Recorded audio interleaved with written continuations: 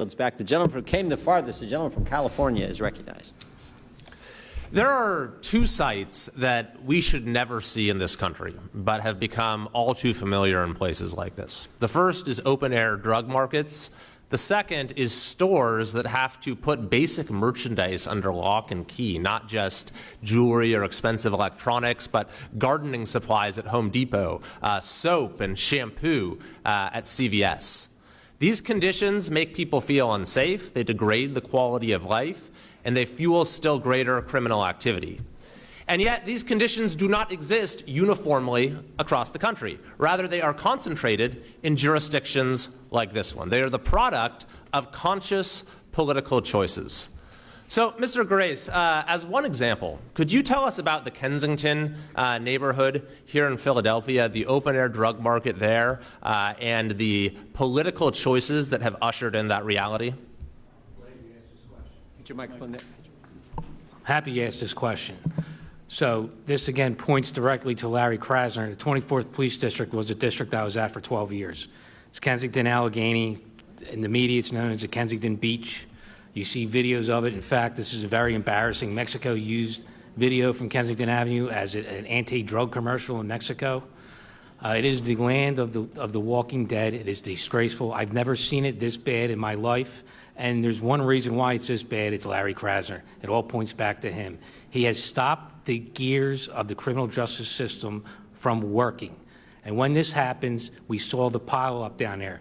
He stopped locking people up for minor possessions, which people down there in Kensington we would lock up for heroin, mainly crack sometimes. Now they're getting fentanyl. They're users. They're not selling. They have low levels on them. Now they're not being prosecuted. Well, we're not just talking about sending them to jail. What happens is they go to court and they get put in treatment programs, and they get help. Not all of them. Most of them come back to the streets and use. They're off the street. Some of them do get help and they don't come back, and they prosecute the drug dealers. That's not happening anymore. So what we see now is exactly points to Larry Krasner, is the pile up from the criminal justice system not doing what it's supposed to do. The drug users are not getting help. The drug dealers are not getting prosecuted. And we have Kensington Avenue. It is a disgrace. That's such an important point, is these policies are fundamentally lacking in compassion because they don't get people the help that they need to turn their lives around. Mr. Bichetto, could you tell us about what the district attorney's approach to retail theft has been and what the consequences have been? Well, the consequences have been terrible. The memo that was circulated in the district attorney's office said that any retail theft not exceeding $500 in value will not be prosecuted. The line DAs are to stand down and dismiss the charges. The consequence has been rising levels, frightening rising levels of retail theft, to the point where major and minor department stores, pharmacies, bodegas are all moving out of Philadelphia. Wawa moved several facilities out of Philadelphia. H&K moved out of Philadelphia.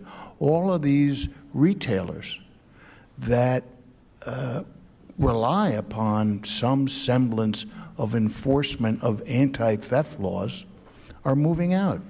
The ones that haven't moved out, they're hiring their own private police force. They're hiring their own security guards. And unfortunately, we had a situation not long ago in Philadelphia where a private security guard actually shot and killed a would-be thief. Now, you don't want would-be thieves of minor amounts of money being shot to death. But that's what happens when the system won't react and the system won't operate and people take matters into their own hands. That's right. I thought we, years, decades, centuries ago, got past the idea of people taking matters into their own hands and having an organized law enforcement system for a civilized society. That's right. We do not have that any longer in Philadelphia, thanks to Mr. Krasner. The link couldn't be clearer between the political choices and the reality that folks are forced to cope with. And, you know, for the last year, Mr. Chairman, this committee has been examining the crime crisis that exists in cities across this country, and everywhere we look, it's the same story. It's the same three causes. It's criminal laws that don't have appropriate consequences for criminal activity. It's police departments that have been deprived of funding and personnel. And it's prosecutors who refuse to fairly and even-handedly enforce the law. It is the triumph of politics over public safety. And I agree with my colleague from Maryland 100%. We need to have bipartisan support for restoring the proper place of public safety. Fortunately, that is, I think, what you're seeing right now, is the pendulum is starting to swing back towards sanity. Even in my home state of California, the district attorney of San Francisco was recalled. The district attorney of the neighboring county, Alameda, where Oakland is on the verge of being recalled.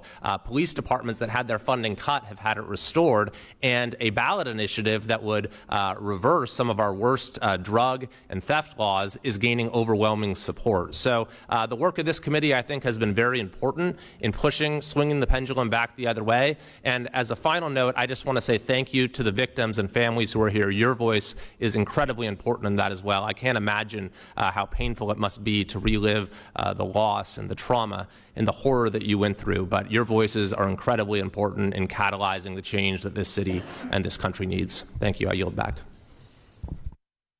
Gentleman yields back.